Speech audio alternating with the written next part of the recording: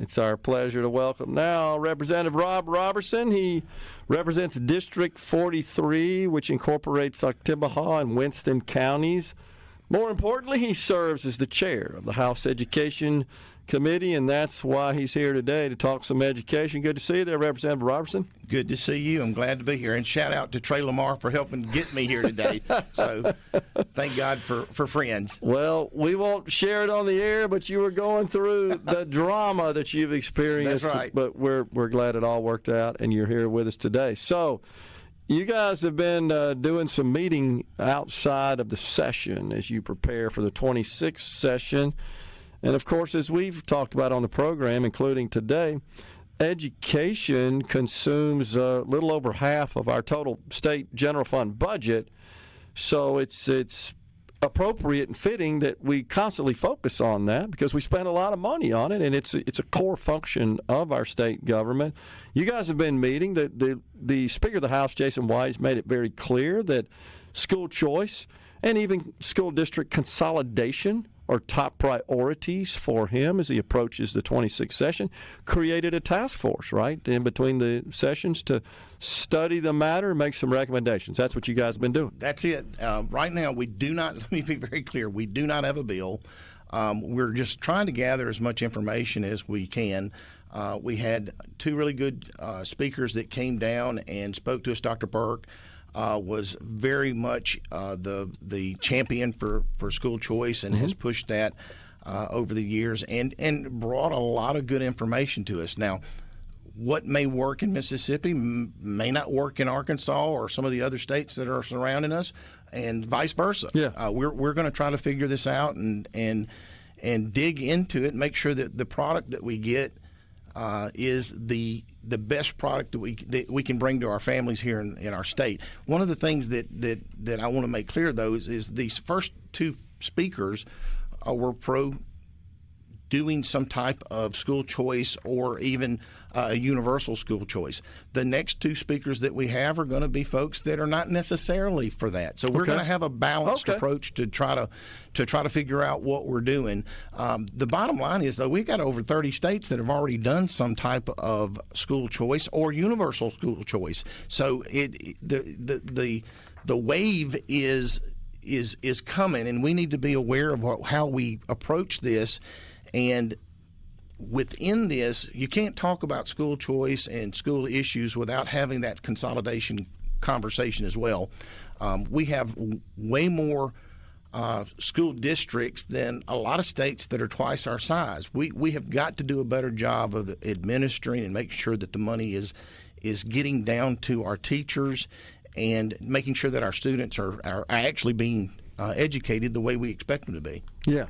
So we got 15, 16, somewhere in that range of states that now have enacted universal school choice, I believe. Right. And that, of course, we're being surrounded, as you know, by states. The Speaker points that out, as do you, as well, by states that have just recently enacted such legislation. Texas, Alabama, Arkansas.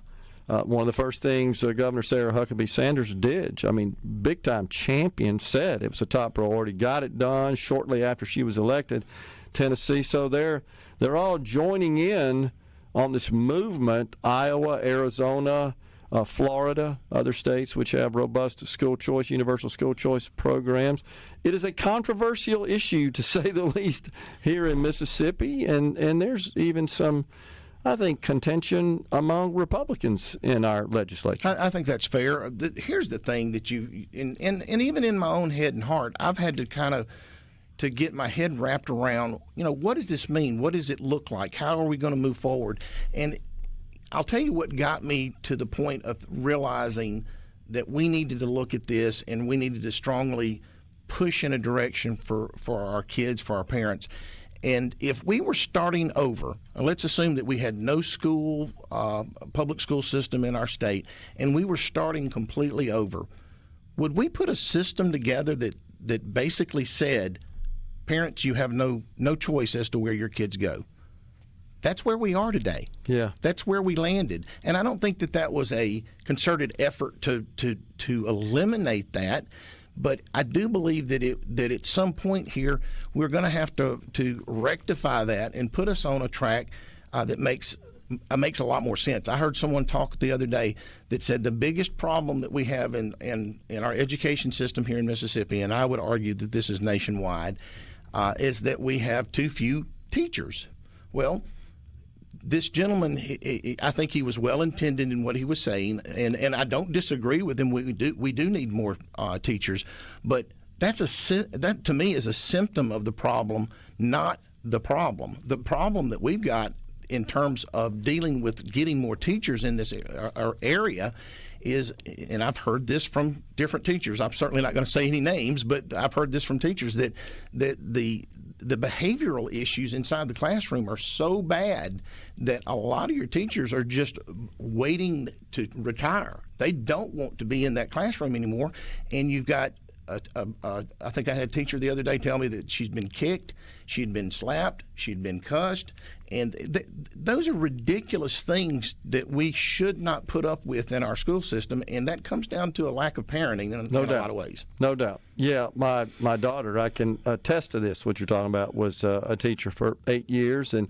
though it really wasn't that bad in her environment at her school, of course, being in a community, you hear all the stories, right? And she did as well, and when there was friction, it was always from parents who would often get mad just because you disciplined their child where they needed the discipline, honestly. And the teachers feel like they're sort of being overrun by all that. And I do think that's a contributing factor to attrition and the shortage that we're experiencing. 100%. I think that at some point we're going to have to understand that first of all, a teacher doesn't go into teaching because they want to get rich. Sure. This truly is something that I think that's put on your heart. This is what I want to do. This is what the purpose that I was put on this earth.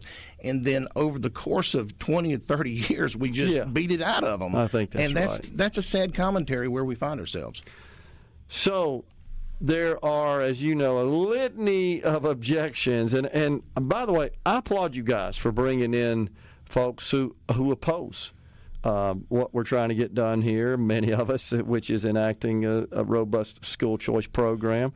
But that's good. You're bringing in folks who don't quite see eye to eye on that issue to hear their testimony. Well, don't you enjoy having someone that disagrees with you on the other side, especially if they are educated? You learn from them. Oh, absolutely. You learn from them. I've never sit down with a group that were sincerely trying to hear me out, but on the other side, me sit down and hear them out and find out what they think. A lot of the good stuff that comes and the changes that we made last year, even into the funding formula, came from listening to our superintendents and the people that are the experts here. That is our intent, is to continue listening to this. We certainly do not want to take our public education that we've had such wonderful strides in and over the last 8 to 10 years and undo those things. But I had someone say to me, and I think they were meaning this meaning well, that why would we change something if we're on this verge of doing some really good things? Why would we? I mean, we're recognized nationally for the Mississippi Miracle.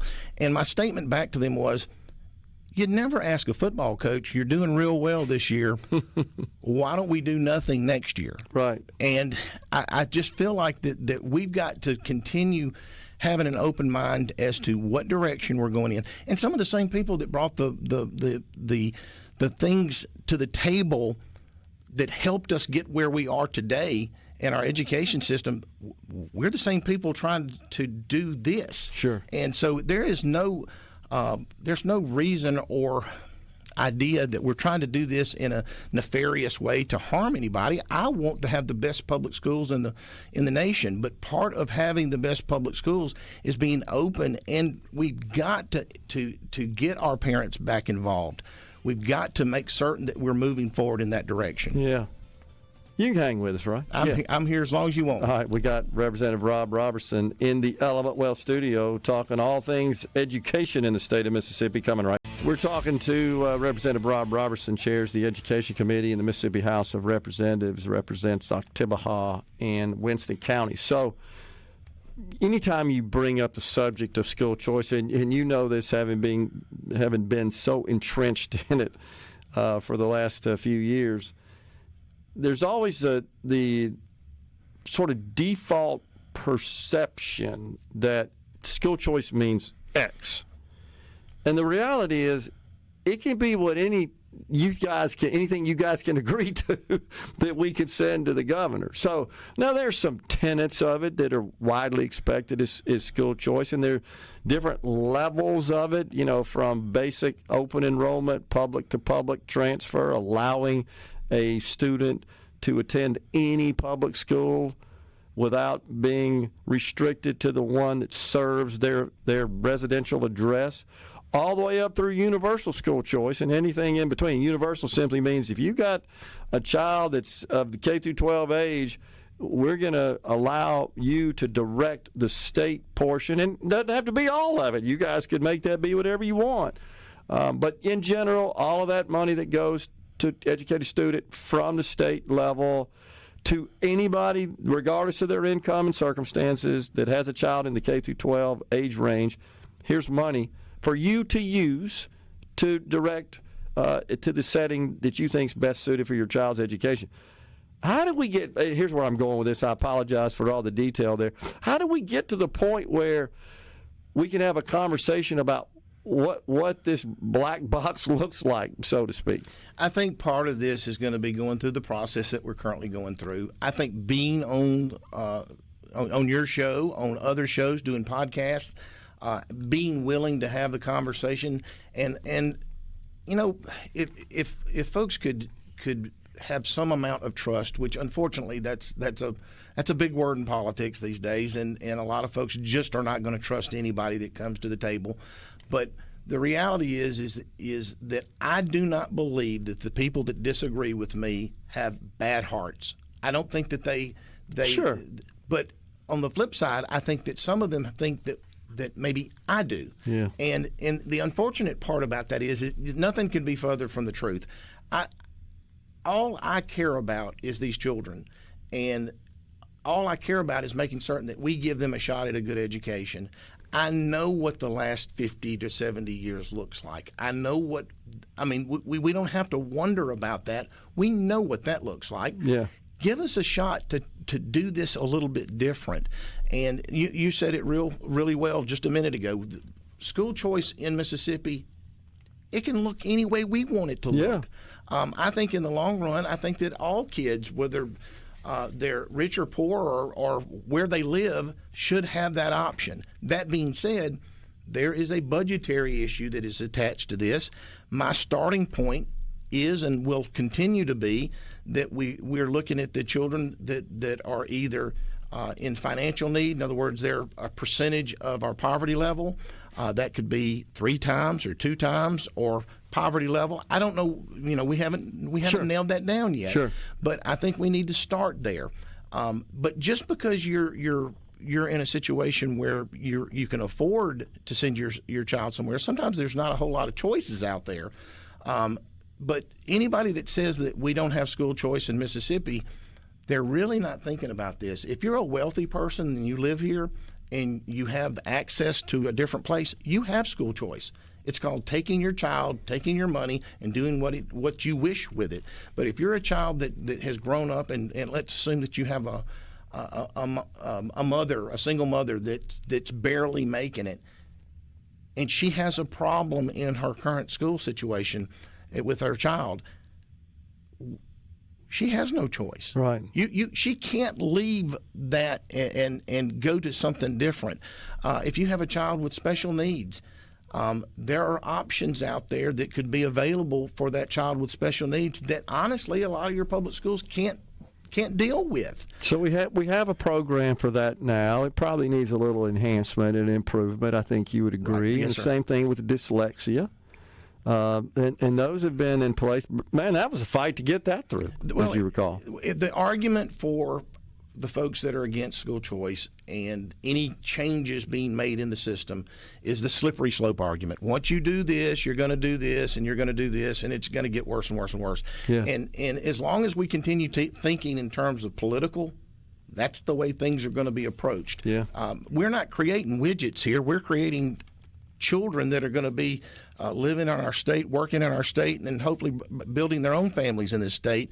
And each of us are different, and what will work for me may not work for you, and what will work for my child may not work for your child. Yeah. So we've got, in my opinion, to be able to hit the ground running and allow that parent to make that decision. There's no way in the world that if we were talking about anything else, nobody tells us what doctor to go to, nobody tells me what car to buy, but schools have this monopoly that we're not able to disagree with them and actually leave the situation. One of the first things I learned in business school was if one of the ways that you can change that business is leave it.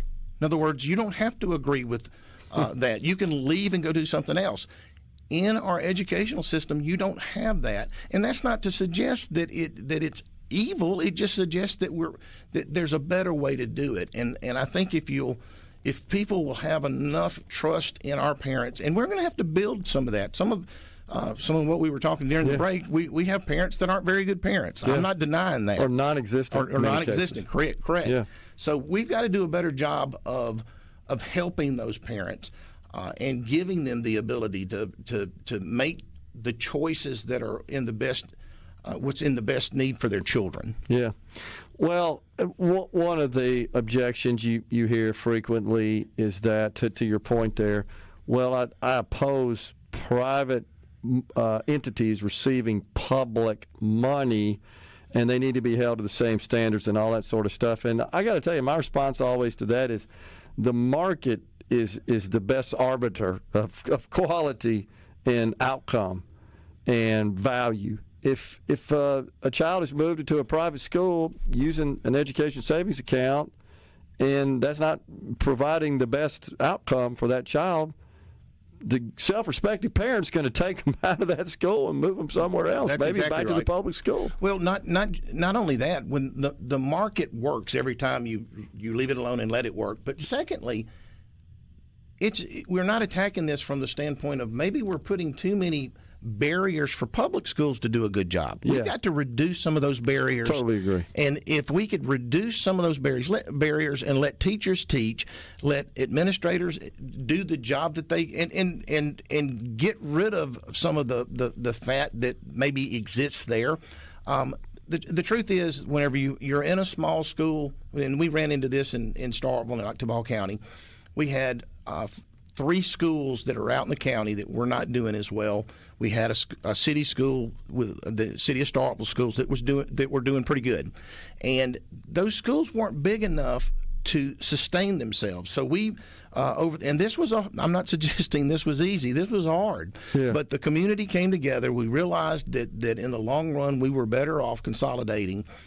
And it has worked to the benefit of our children. Now, does that mean that it's perfect? Absolutely not. But what it does mean is that we're moving in the right direction. We were an A district last year. We're going to be an A district, my understanding, this coming up year. I'm very excited about the potential that's there. If you had a model, Oktibbeha County is not a bad way to look at this in terms of looking at consolidation. I'm very proud of the things that we've been able to do. I'm very proud of the community and the teachers and the students that have been willing to make the hard decisions and do the hard things that it takes. Anything worth doing is going to be tough, including what we're currently up against now. Okay, so you guys are meeting on your House committee. You got, 20 or so? It's about 20 some odd of our members. And to be honest with you, anybody that wants to come and listen and be involved, I've been very open to that.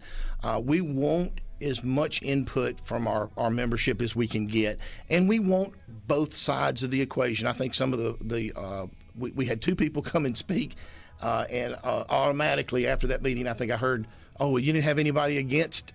Well, we just started this process. Give us a little time here. You're going to hear the other side. But you're here with us, so we're going to keep talking. Want to dig into kind of the legislative process we may look forward to in 2026 relative to this issue. We got Representative Rob Roberson, chairs the House Education Committee in Mississippi, coming right back. Element Well Studio, we're visiting with the chairman of the House Education Committee, Rob Roberson. So the sausage making process, as we refer to getting bills across the finish line and negotiated, deliberated, debated until that point.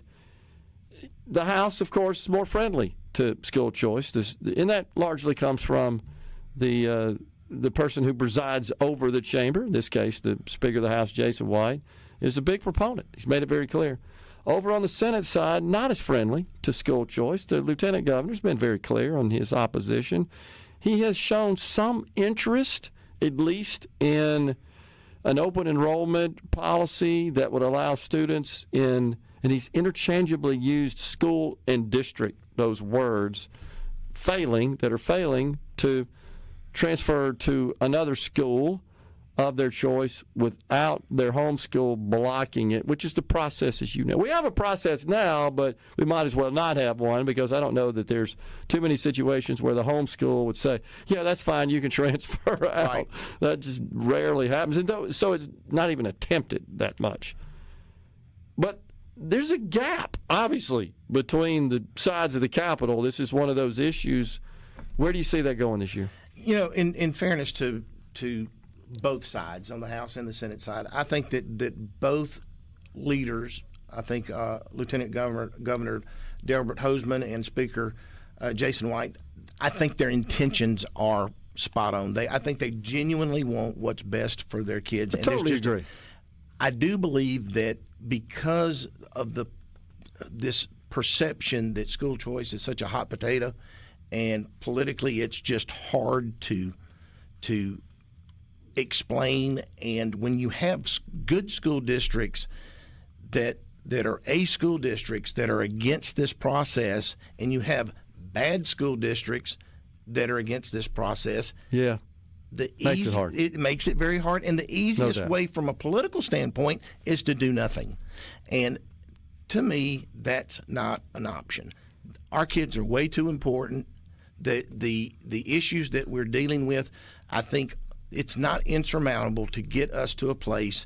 And you know, you can have a great school system, but a child that may be in this great school system, it just may not be a good fit. Yeah. Why are we bound and determined to make that child that is not a good fit for that school district? Why are we determined that we'll make that parent and that child stay in that district? To me, it reeks of, oh, this is the way we've done it, and when we're afraid to do anything different. That's right. We're stuck in tradition, which is tradition for tradition's sake, not for the sake of trying to improve things. So something I know you're well aware of, and school choice proponents are as well, that perhaps our audience is, and is the primary reason that a student and their family decide to change schools and select options in school choice programs is because of bullying. It's not so much about the quality or lack thereof of the education. It's just they're in an environment, and many times these children will transfer charter schools. Right. Big, almost all the kids in the 10 charter schools, which is far too few in the state, almost all of them transferred out of public schools because it was just a toxic environment and almost a hostile environment. And they get into charter schools, and it's just different. And I don't know that I could explain why it's different, but that's if you talk to them, they'll tell you that's I've talked to parents before that say, yeah, we're so grateful. My child was being bullied every day, and now we're not experiencing them, and they're doing well in the classroom. I don't think that the value of the educational system is going to substantially be different from public to private or charter. I just don't. Agreed. I think you're right. I think that a lot of this comes down to the fit, the bullying, the behavioral issues that you see in a larger school district or in the public system. We have got to give the teachers the ability to punish kids that deserve to be punished. I'm not suggesting we are draconian in how we approach this, sure, but goodness knows that giving that teacher the ability to control her classroom and giving that teacher the ability to send little Johnny, who is misbehaving, out of her classroom and let her get back to teaching, we're just going to have to make some decisions, and they're hard decisions. I'm not suggesting they're not hard. But the bottom line is that you can't continue having this system that basically rewards parents that are not involved, children who are misbehaving, and the teachers are getting punished for trying to keep the control of their classroom. That's just nuts. Everybody loses is the bottom line, including the child who's misbehaving, who has disciplinary problems. Everybody loses in that situation. But if anybody out there that opposes this could have experienced, we used to have school choice day at the Capitol, right, all the kids in their yellow scarves, and I've met some parents there participating in that with tears in their eyes talking about it. I know you're well aware of this, of how just having an option, they just feel like changed their life for the better forever. I had a parent call me, and this has been a long time coming for me to try to figure some of this stuff out. But sure. I had a parent call me one time, and their child was considering suicide. They found some writing and some things that this child had said, and the mother called me, and she's in tears. She said, I need some help. Can you send us to some counseling? Do you know some counseling services? And we would like to take our child and either put them in the Christian school or the private school or somewhere. And they were asking, what are our options? And at the time, there just wasn't a whole lot of options for them. Yeah. And the sad part about it is that when you have a mama that's in tears because and there's nothing you can do. Your hands are tied. You can get them some counseling, but if you continue putting them back in the world in which this bullying is continuing, I don't know what you're supposed to do with that. And this poor mother was beside herself, and we finally were able to get some counseling, and this child is thank goodness, doing well. But I really started having to rethink how we're approaching some of these things. My heart goes out to anybody. I think we've all experienced some mental illnesses in our families and things like this. But when when it's your baby, no doubt, it changes your world. It changes your thought process on how you're going to approach this stuff. And anybody that would accuse anybody that's talking about school choice, and they're coming at it with the right head and heart. And I'm not going to suggest that there are not people out there that may have ill intentions for this. But that's the same on the other side as well. Bottom line is this should be about how we affect kids and how we prepare them for the future. There's a real lack of a conversation about that when you talk about school choice. What I hear is, we're not giving enough money. What I hear is, you're going to make property values somehow different, which goodness knows. When did we get to the point where money and property values for your home are more important than a child? There's zero evidence of that wherever this has been implemented, by the way. That's to me, it just, and I've heard people say this. Well, that you would be bringing in kids that aren't as smart, aren't going to perform as well. That's going to bring our grade down, and that's going to affect our property value. So you're just writing off the kids and saying, no, there's no way that those kids can succeed and thrive if we put them in a different environment. Well, the irony of this is that a lot of these people that are saying those things are the people that are over our children. I totally agree. How can you? That's disturbing. That is very disturbing. I've asked, if you don't like this idea, give me a solution. Give me something that you think will work. That doesn't include doubling the budget, and which generally is what the first answer. Which wouldn't fix anything anyhow. No, it wouldn't fix anything either. And at some point in all this, we've got to sit down and realize that we really are talking about our babies. We're talking about the next generation that are going to be running the state. For goodness sakes, we got to get this right. I totally agree. We got another segment left. If you can hang with us, we didn't really get to consolidation the way I wanted to. I got a couple of things I want to report that just are breaking in Washington when we come back. We got Representative Roberson. He chairs the House Education Committee in the Element Wealth Studio. So we're grateful to Representative Rob Roberson for hanging in there with us for the entire hour, talking about education, all things education in Mississippi, a high degree of focus on school choice. What I want to pass on real quick, I'm sure you're seeing this as well, just breaking in Washington, Representative Chip Roy from Texas and some other Republicans and Democrats have introduced legislation. Roy's been talking about this for a while, that would ban lawmakers from trading individual stocks. It's a very controversial topic, and there are certainly no consensus views on that, including from the White House, who has some concerns about a ban. But he just literally held a press conference at the Capitol where he is introducing this legislation. We'll be tracking that for sure. But I wanted to pass that on because it literally is hot off the press. So we've talked a lot about school choice and all the various objections to it. And, of course, you're right. The common response always is, well, we could fix that just by having more money. But I just want to make this point. We're not trying to fix anything here. We're not trying to harm anything. We're not trying to fix anything. We're just trying to give people a choice. As simple as that. Hence the name school choice.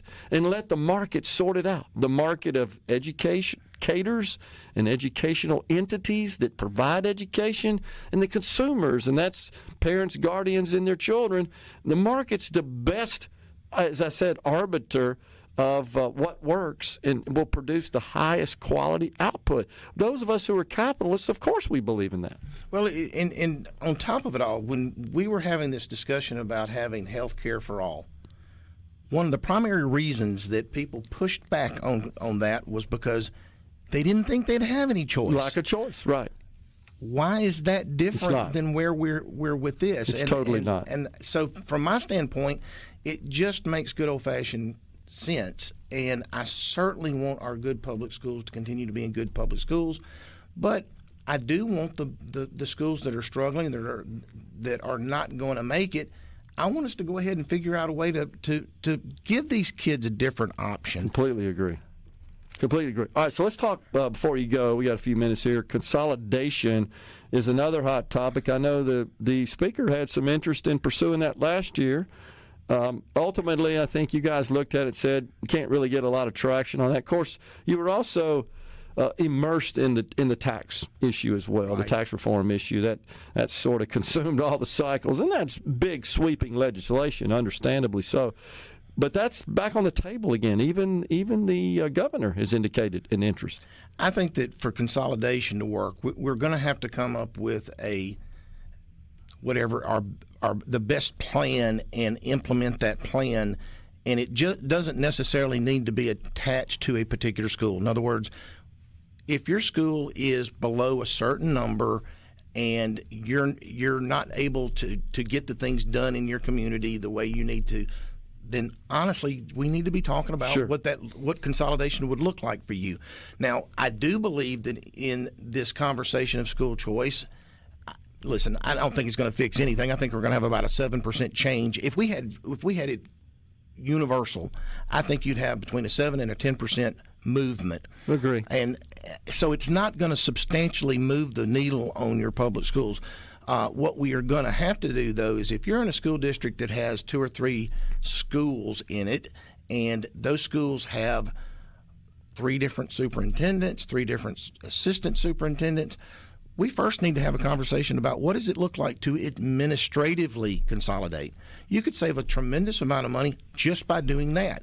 That doesn't mean you're going to close a school down necessarily, but it also doesn't mean you're not going to. It means that we're going to put the administration together, let that superintendent look at the 3 schools and determine what's in the best interest of the kids that we currently have and the teachers that we have here. I can tell you right now, having a school that we can't afford to fix the air conditioner in is not good for kids. When you have leaks in the roof, it's not good for kids. So you've got to look at can the community itself sustain that school. And if the answer to that is no, then we've got to find another option. And this issue of whether or not that they have to drive somewhere, I can remember my dad talking about having to walk to school 5 miles to get to school. We can 5 figure miles that back. out. We can figure that It's not out. a reason to oppose Right. this. It's not really Agreed. a valid reason. So I just leave with this thought, and you know this. In operating a school district, it doesn't matter if it's one school or 20. There's a high fixed cost component no matter what. 100%. Right? And that's all we're trying to do is achieve some economies of scale and efficiencies here. Absolutely. Yeah, and it makes perfect sense, but it needs to be done a little surgically and methodically. Right. And I think we can get something done there. Appreciate you coming in, Rob. Thank you for having me. It's bet. always great. You